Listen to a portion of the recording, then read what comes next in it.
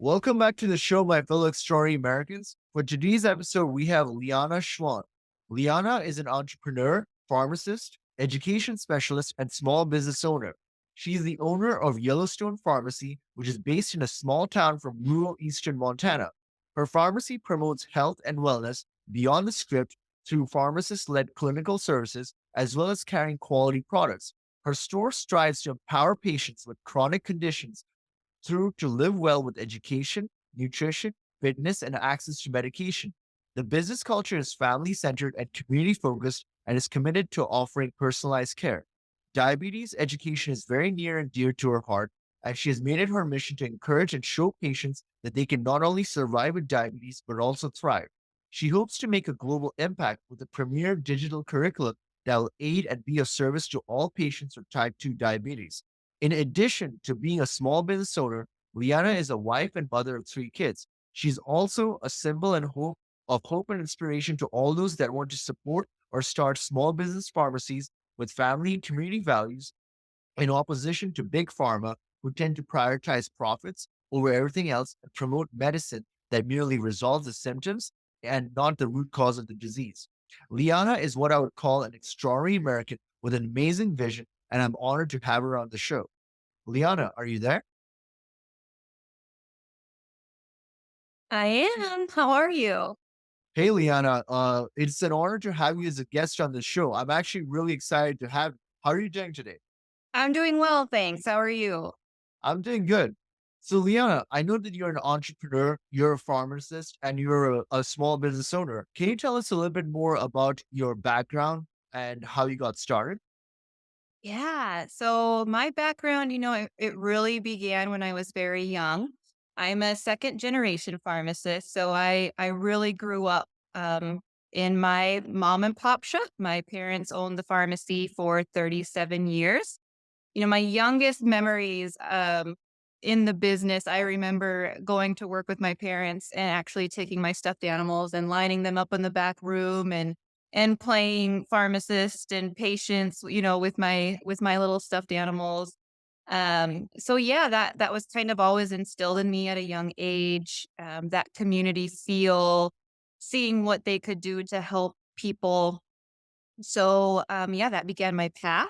I went to pharmacy school in Montana as well. And after graduation, came home to my hometown and kind of stepped into a management role pretty much right off the start. So, yeah, that's kind of how it all began for me. Wow, that's awesome. So, Liana, what like regarding your pharmacy journey and your career overall, like what was your strategic goal and vision for your company and also for your career over this entire period that you did that you did all of this? Yeah, I just really want to take the trajectory of my pharmacy on a new path of just overall health and wellness, truly beyond the script that incorporates more personalized care, more individualized care, getting to the root causes of things and offer quality services as well as products, of course. Um, and just to be able to instill the hope and the joy that comes along with, people who often have to live with chronic conditions. Yeah, just that overall sense of well-being. I see. So yeah, that is amazing because you have like a vision to like take care and like serve people that are actually like sick and they want to get better. And one of the things that I wanted to know, and I'm really curious about this, is because you're a family person, you're a wife and you're a mother of three kids, and you're also doing a business simultaneously. Most people are not able to juggle both of them at the same time. How do you manage to do that? Yeah, I am so lucky. That was a big fear of mine, before taking over the pharmacy was how am I going to juggle all this? And it just comes down to sometimes it does take a village. I am very fortunate, my husband and I, we have both of our parents here in town. And so our kids get to grow up with their grandparents. And even more than that, we have just the best support system of friends. Some of them we went to high school with, some new and just extraordinary people. Even coworkers that just support us and everything from drop off to pickup. It is a juggling act for sure. I am responsible for most of that. My husband works about 35 miles away, and so he's gone before the kids get up and home kind of later. So, that juggling act is definitely a challenge at times, but I'm very well supported and, sometimes I just have to ask for help. So it's kind of like it's kind of like alien to me, but like as a mother, right? Like you have to raise the kids, but at the same time, you're also somebody that's doing business. And it's over the last 50, 60 years, like for a lot of women, like they have had to manage a career while raising kids. Like how do you advise women that want to start a business, but they already have a family, but they're afraid of like financial failure in general, or like what is going to happen if my business fails and all of that? And I got kids to take care of. Yeah, gosh, that's really a tough question. Just to have that vision of what you want locked in place and to start on a path and be able to pivot and know that your strategy to get there might change. Know that it is okay to take time for yourself. Self-care is very important. But yeah, that sense of do you have someone to help you with things? Can you sit down and find the holes in your schedule where there actually are gaps of time where you can work on being more efficient to get things done so that way when you're home with family, you can really just focus and turn the clock off and be present. The kind of that mindset has helped me. I'm still working on a lot of that. It is really hard for an entrepreneur to turn things off like that. But yeah, I guess that would be a piece of my advice. And then just, stay true to yourself.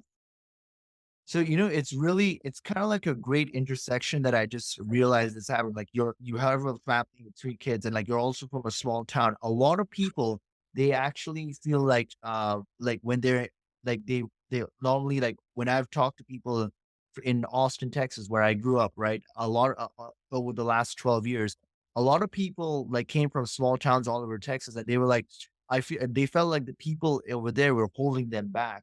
And also, like, combined with the fact that you have to raise a family, it seems like it makes it tough to do business when you're over there. But I don't know, like, what's your opinion on that altogether?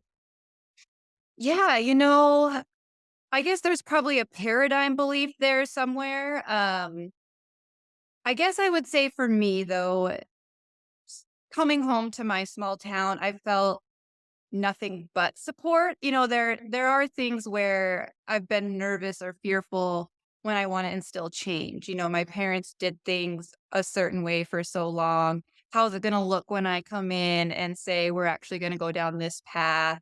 I just want to ensure the success of the pharmacy is here, another 37, 38 years and beyond. And the industry has changed so much. And so yeah, I guess, it just kinda depends on where you want to take things. To be honest, I've never really had that urge to go live the city life. I love to go visit. I love to experience things. I want to be a jet setter, but it just makes coming home that much better. Well, yeah, it's really interesting that you say that because like when I've like talked to people, a lot of them that came from like the small towns, like they were like, I felt like I was being held back and I wanted to go to the big cities to pursue my dream or like my American dream. But over here, you're actually suggesting the opposite, that it is possible to actually pursue your dream and passions like while and then there are people that can support you in small towns altogether. Because there's like a big misconception in cities, like where like they feel like you have to be in a city where to increase the number of opportunities. But what you're showing is that the opposite is also true, you know? Yeah, absolutely. There are so many opportunities. And, I was just having this conversation with a friend not too long ago about how almost rural America is the American dream. I mean, it is just, your neighbor, your neighbor's grandma and grandpa, their stories, you have all these amazing relationships. There is a piece of truth to the opportunity piece, I guess I would say sometimes it is hard to grow and scale, and you have to get really creative and think outside the box and be willing to come out of your comfort zone and go network and have new experiences in those more populated, bigger cities to learn, how can I grow from here? What can I do next? What's my next goal? And there is something to be said to learning from that situation. Liana, like as an immigrant, when I first came here, right, one of the things I had to do was study the culture. And I noticed that there were two distinct cultures and two distinct American dreams that were being playing out simultaneously. One was the city life America, and one was like the rural America. Like different people, like some people had this idea of like the white picket fence, like, like just the hills, the countryside. You have a family, you have kids and all of that. That you grow old together with your husband or your wife, and then it's just a calm, laid back life. And then there's the other people that told me that their idea was to have the celebrity lifestyle, like the Los Angeles, the New York, be super rich and just like have all these fancy cars and have these big mansions and all that. And it's just these two great contrasts that I noticed over a period of time, and they both think that it's the American dream. But I don't know, what's your perspective on this entire thing altogether? Yeah, I mean, again, it comes down to the individual, but in a way, it all can be true. Why can't you have both? Why can't you have all the experiences and just choose the life that you want? We are in a place where you can do that, and I think that's the beauty of it all.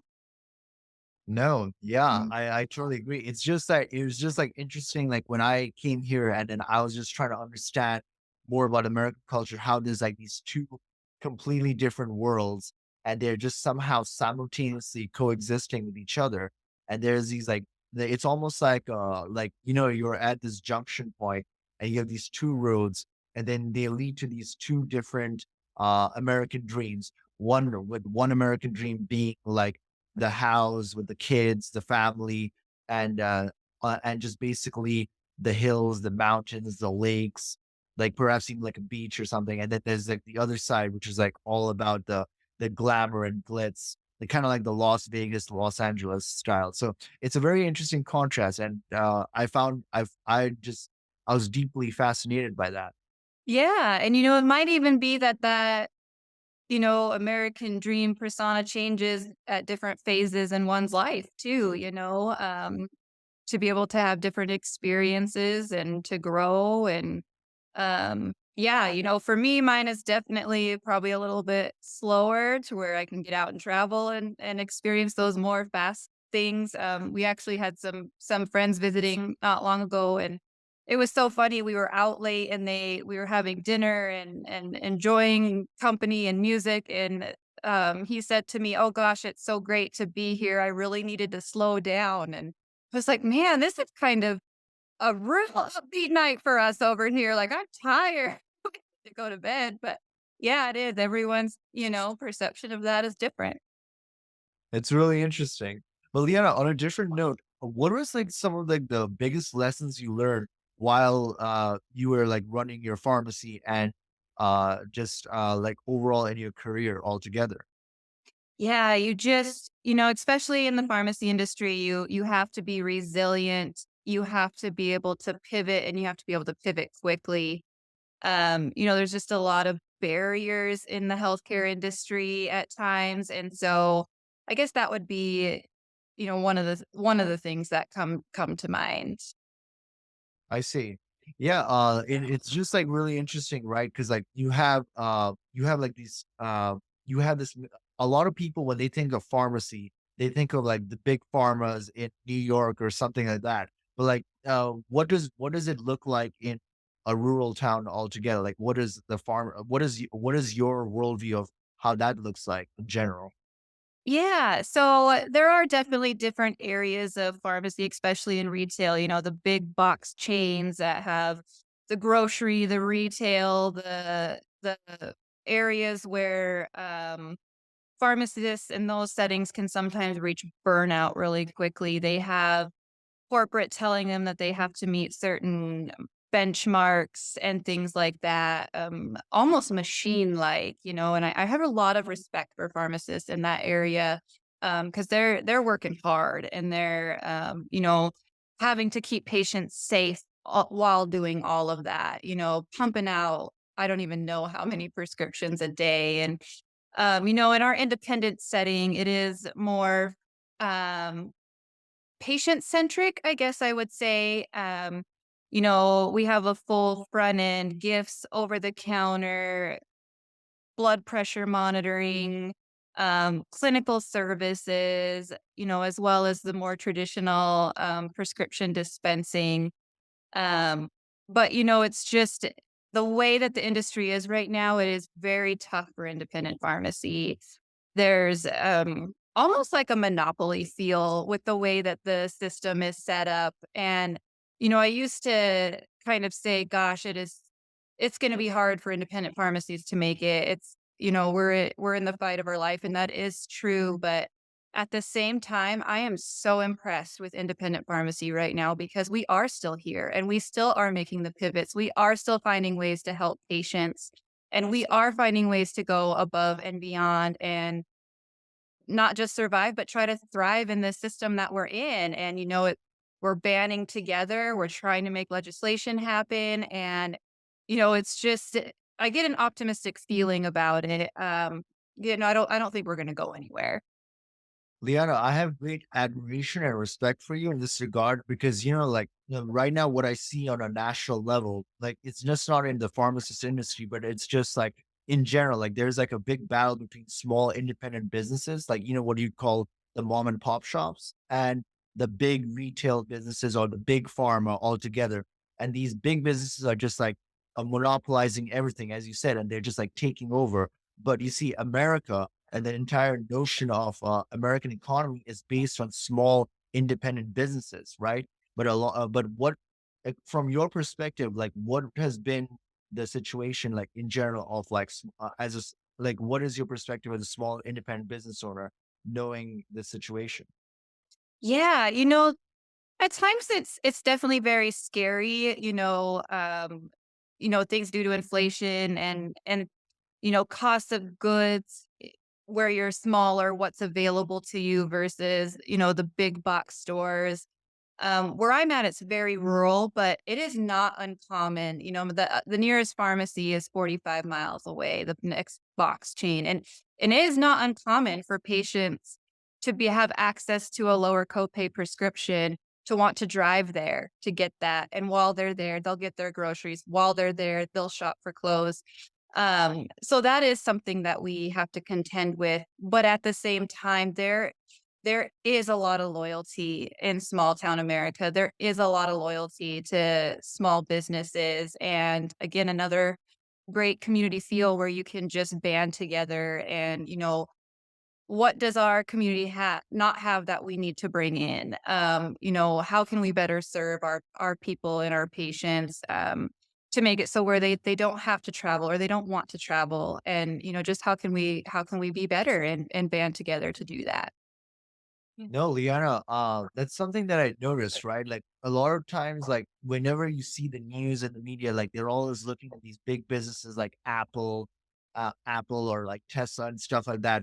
And like, everybody glamorizes and think of that as like the coolest thing ever. But what makes America run is actually small independent businesses. And most of them are like in rural America altogether, right? Like, everybody keeps focusing on like the big companies altogether, but this is what's making most of America run. Like, the economy runs based on that. And it's something that I find deeply interesting, Yeah, definitely. because I think personally for me, like, what would make the economy run better is actually promoting small business owners and actually giving them the resources to make their businesses function versus like going to like these big mega businesses that just like prioritize profits. And then, like, in the pharmacy, in the pharmacy industry, at least, that from like the people that I talked with, like, they're basically focused on giving you pills that more like focus on the symptoms rather than curing the disease because that's more profitable. But I don't know, what's your thought on that entire thing? Because you might know that better than I do. Yeah, no, I think that is definitely a perception. Um, in my world, the actual act of dispensing medications and the way that the system is set up, the reimbursements, they just go down and down and down. And there's actually clawback fees now that are imposed on pharmacies. So, that's just where it comes. I think the one of the biggest differences is in the services offered, the things that are beyond the script, right? Um Can you tell the audience a little bit more about what the script is? Because most of us are not in the pharmacy or the medical industry. Yeah, so literally a prescription or a medicine, coming in for, um, we're more than a destination of just a place to pick up medication. We want to educate you. We want to offer um, things like a DNA test where we can learn how your body metabolizes medications and what is the best fit for you. Can we actually de-prescribe for you so you're not on so many medications?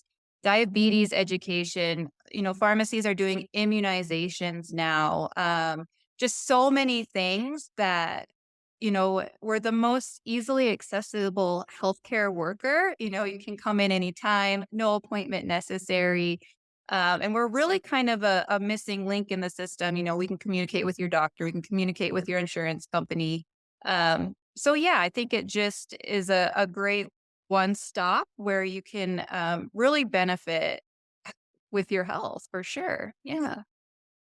Yeah, that's actually pretty interesting that you say that. Yeah, I think that we definitely have to have more. We have to definitely think about pharmacies on like a more small independent business level. Because I don't know, if, like for me personally, I see CVS and Walgreens everywhere, and I'm like, is this the only two type of pharmacies around? Like at least like when I'm in Austin, Texas, or like if I'm like in a city in Florida or something like that. So yeah. Right. So, Leanna, on a different note, like, what are some of like the biggest challenges you had to face while you were running your like your pharmacy store? Yeah. So, I think I'm still in the middle of quite a few of those challenges. I just purchased the pharmacy. I'm coming up on a year here. January will be a year. So, the whole transitional period of purchasing a pharmacy is very difficult when you're having to transfer um, contracting and licensing numbers and just all that, trying to make that fluid. So the actual purchasing process was very difficult. When do you turn on all your new numbers versus working under a power of attorney and making sure all the contracts are there so that your patients all of a sudden are not being served because you lost something. Um, and so that was a headache for a while, that process. And then now just really trying to, put the pharmacy on a path, like loading that pipeline for success. Um, you know, basically trying to do that without fear, without disruption in your services and continuing to be there for your patients. That is awesome, Liana. So, Liana, tell me this: if there's somebody like who wants to start a pharmacy business, right? But like they're afraid of starting because like they're afraid of like some of like companies like CVS or Walgreens, and they're like, how am I going to like compete with all of these people? And what's the point? And they have this fear of failure. What would you advise such a person on how to go about starting a business in this field? Yeah. For a new startup, you definitely have to do your research and figure out what kind of niche can you provide there. There's other areas like durable medical equipment. There's compounding pharmacy. There's so many areas you can go or direction you can go, but it does need to be thought out and surveyed and analyzed to make sure that you can make it. And then obviously to be able to um be a place of premier care as far as quality of who you are, how you treat others, that sort of thing, of course. But yeah, I would say just really doing your research on the area of where you're trying to go in. Yeah, I'm glad you really say that, Leanne, because a lot of people like they want to start businesses, like at least like in like the field that they're passionate about, but they're always afraid of like the big businesses and like it's already hard to start a business on your own. And like, and especially for people that have families, like it's even harder. But on top of that, they have to think about like, oh, big businesses are going, I have to compete with them. What is the thing that I can do differently? Like, it puts a fear like fear in a lot of people. So you have no idea, but you're actually inspiring a lot of people just by like doing the business the way you're doing, you know? Mm, thank you. Yeah. So, Liana, on a different note, over the last several years in America, there's been a deterioration, like not just in the government, but also in the family unit and in also in the financial sector as well. What are your thoughts? What are your thoughts regarding America's future? And do you think we should be optimistic about it? Yeah, I do think we should be optimistic about it. I think if there's hope anywhere, it's here. Um, I think that it all comes down to communities and support of one another and just going back to kindness and, listening with an open heart. But, I do. I think I'm very optimistic. No, Liana. I mean, I'm glad that you say that because a lot of people like they actually want to go back to that feeling of family and community. But especially like for people like who are in the big cities, like they're so busy with their work or whatever, like they have lost that connection. Like I feel like technology altogether has created a sort of isolation. Ironically, like we have not become more connected with people, but we've also become more isolated. And I felt like the heart of America is more in the family values and community values and like knowing who your community is and who your neighbors are and all that. And I feel like that seems to be missing over the past several years. But I don't know. What are your thoughts on that? Yeah, I do think that that's probably very true.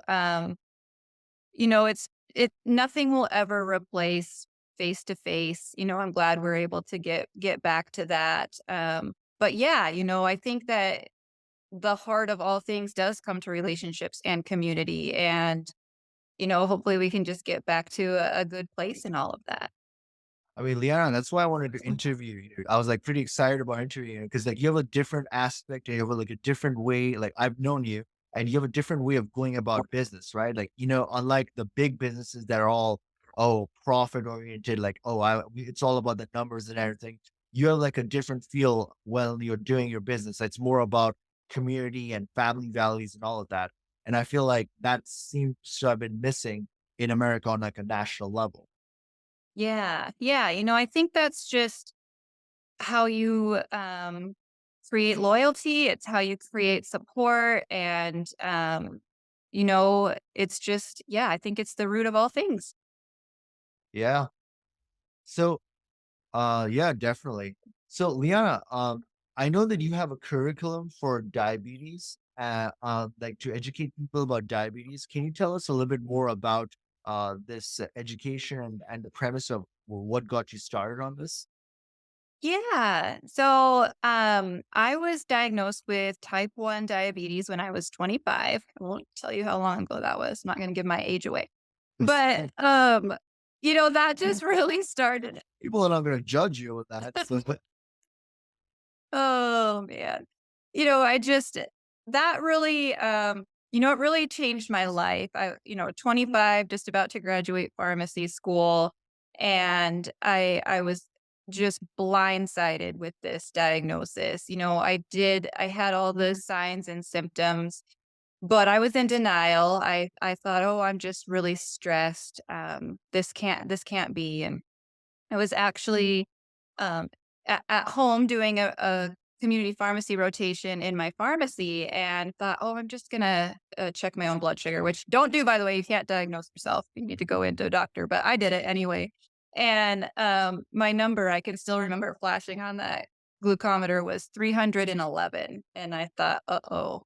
And I called my hometown doc and said, "I need to get in. I think I have diabetes." And I think they thought I was panicking a little bit, and they're like, "All right, the next opening's in 2 weeks. And so I hung up the phone and completely panicked and called back and said, no, like, I think I have diabetes. And bless my hometown doc, he said, come in on my lunch break, so I did. I ran over, got the labs, and it confirmed it, type 1 diabetes. And I went back to the pharmacy, and my parents were there doing a big project in the basement of the pharmacy, and I gave them the news, and we just all started crying. And just from that time of seeing my blood sugar to the news to the reality, I went through fear and worry and resentment. How could my own body betray me like this? And when I left the doctor, I had all these new medications I was going to have to start, all these new supplies, and a referral for this thing called diabetes education, and just all these emotions, about to get married. Will my husband still want me? What does this mean for our future? Can I have children? Will my children have diabetes? Will there be complications? I don't know if you've ever seen the movie Steel Magnolias. Great movie if you haven't seen it, but um, it's about someone with diabetes and whatnot. Anyway, that's the thing that came to my mind is, just all these terrible things. And I thought I had the knowledge, I know the anatomy, physiology, medications, and I wasn't even going to go to this diabetes educator, but I'm a rule follower. So I went and, um, came out of that appointment, which didn't get to happen right away, but I came out of that appointment knowing that I didn't know everything, and I finally realized what diabetes education is, and it's how to live well with diabetes. It's all the practical stuff. It's all the skills and the tools and the foundation to not just survive with diabetes, but to thrive. And so that was really the kickstart for me. I figured out how to get a accredited program in my pharmacy to be able to teach as well. And, since then, I've just ran into so many barriers, and it's one of the most underutilized pieces of our healthcare system. And so, yeah, I hope to be able to make a bigger impact in that area for others who go through those emotions. That was just my day one of living with diabetes, and it's hard, and people need to feel supported. And so that's just a big passion of mine. That is that is amazing, Leanna, because like sometimes like terrible things happen to us, and but in that moment it seems like there's a lot of darkness. But overall, I'm of the belief that sometimes God wants us to help other people, and they want us to feel compassion for those people in that particular field. So we end up going through it ourselves. And then look, like right now you're helping a lot of people that have diabetes, and it's amazing, Yeah, yeah, I totally believe that as well. I was having a conversation with a group, and this concept of I believe life is happening for me, not to me, came up. And I truly do believe there is good in everything, and the more you look, the more you'll find. And I am actually so much healthier living with diabetes than I was prior, because it's a choice now. Um, to do that, right? You know what's good for you, you know what things can make it worse, and then it really is a diagnosis for the whole family. So now my whole family knows how to eat better, knows how to take care of themselves. And so yeah, there's definitely good in everything, and then the things that you can't control, just to learn to let them go. So, yeah. No, that is awesome, Liana. Like I also think that yeah, we all have to eat healthy, like in general. Um, but as you know, like there's like a kind of like a running joke going around that like one third of Americans are like super obese or whatever it is, and they go to like shopping malls and they eat all the McDonald's and all that. But it's just like a running joke. I don't know how much of it is true, but yeah. Yeah, it is. It's almost like there's a diabetes pandemic, and obesity is a factor there. They're correlated. But again, I think a lot of that comes down to education. Sometimes people can't afford a better budget. Sometimes people are very busy and can only go through a drive-through. Um, Sometimes they don't, have a grocery shopping budget, or they don't have transportation to even get to their doctor. So what can we do to reach all these different people that are in different socioeconomic classes, that have different social determinants of health, etc. So, Liana, this is one thing that I wanted to I wanted to talk especially with you because it's something that had annoyed me for like the longest time. Like whenever so you know about health insurance, right? Like how the insurance just kept getting there was a year when I was paying $138, then jumped to $200 a month, then jumped to like $238 a month. A lot of people are paying a lot of money for like health insurance, and it feels like some of the big companies, they're taking advantage of them financially. And I don't know, what are your thoughts, being somebody in the medical industry, about health insurance costs just like rising year after year? Yeah, that's definitely a trend. And it depends on the employer. It depends on the middleman negotiating those contracts. My husband and I have seen it too. Every year the premium goes up. On the Medicare side, the coverage gap changes, formularies are changing. I don't know that I have a great answer for you, other than I see those trends too. And again, a lot of it has to do with a lack of transparency. There are people in the middle doing negotiating, and we're not seeing where the savings are being passed on. And that sort of thing. So that's a big topic for a better expert than myself, but I do know what you're saying. But the reason I was bringing it up is because you were talking about diabetes and obesity, and like I know, like a lot of people, they have health problems, right? And they need affordable healthcare. But one of the biggest problems in this nation is that these health insurance costs just keep rising and rising. I mean, on top of inflation, right? So you have inflation going on, and then you got like this health insurance costs rising, and people have like families to feed, you know? So from your perspective, like being in like rural America, like, yeah, and you're watching all of this, like, what is like your perspective overall, and what's your opinion about it? Yeah, it's incredibly disheartening when I have a patient come in and they have diabetes and they're insulin dependent and they can't afford their insulin. It's terrible when someone with Medicare reaches that donut hole and they're blindsided by it. They haven't set savings aside, and now all of a sudden they're rationing medications. They're going longer in between dosing or whatever to make it through so they don't have that out of pocket expenses. There are people to help. There are social workers, there are assistance programs. A lot of that comes down to knowing who to talk to, where to go for that kind of help. But yeah, it's a big problem. There is legislation now. I believe there's, for example, insulin, which is a hot topic. It is a life-saving medication. People who need it literally can't survive without it.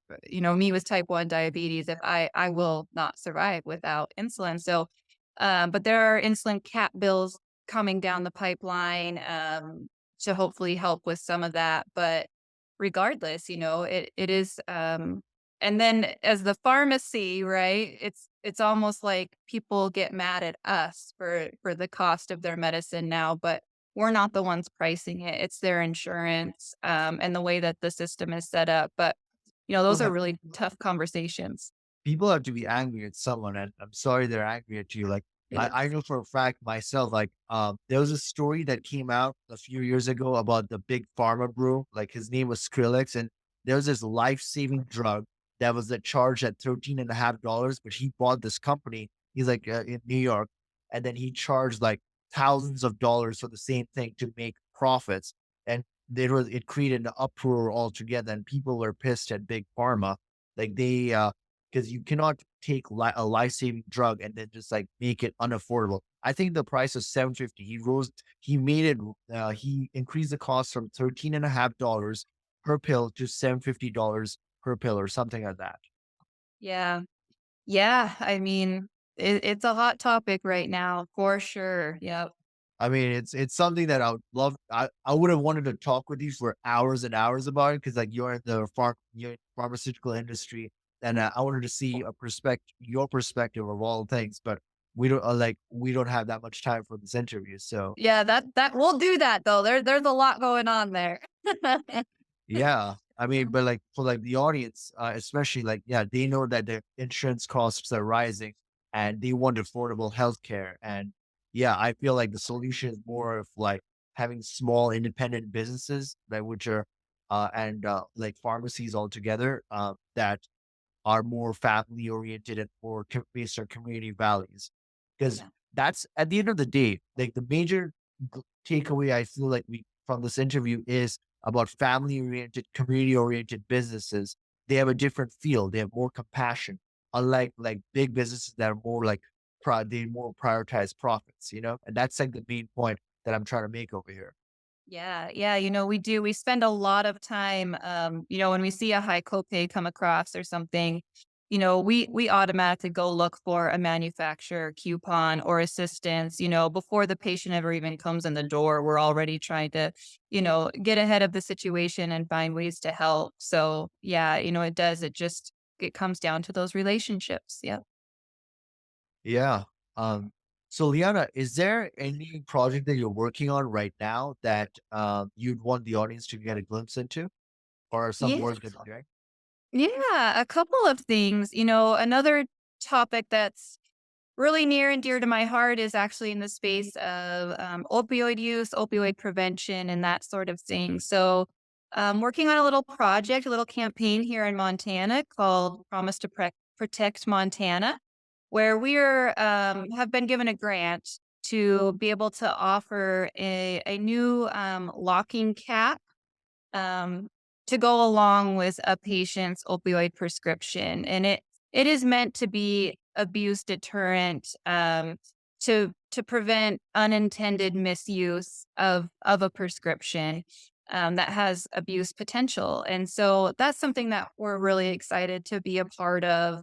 Kind of get the kinks worked out of a system and see how we can get this thing into the hands of patients where it would be beneficial. It's also great in the area of accidental poisoning if you have children in the home and things like that, with a long term goal of getting this cap covered by insurance. So, to add value to independent pharmacies to get these caps in their hands as well, because people trust their pharmacist, and it's probably a little bit of a new concept, and there may be some resistance there, but I really believe that independent pharmacy can play a role um, in helping fight the opioid crisis, and especially in the area of prevention. So I'm really excited for that. And then, you know, hopefully working on a premier digital diabetes curriculum, something that will show patients why they should invest in their health. And something that will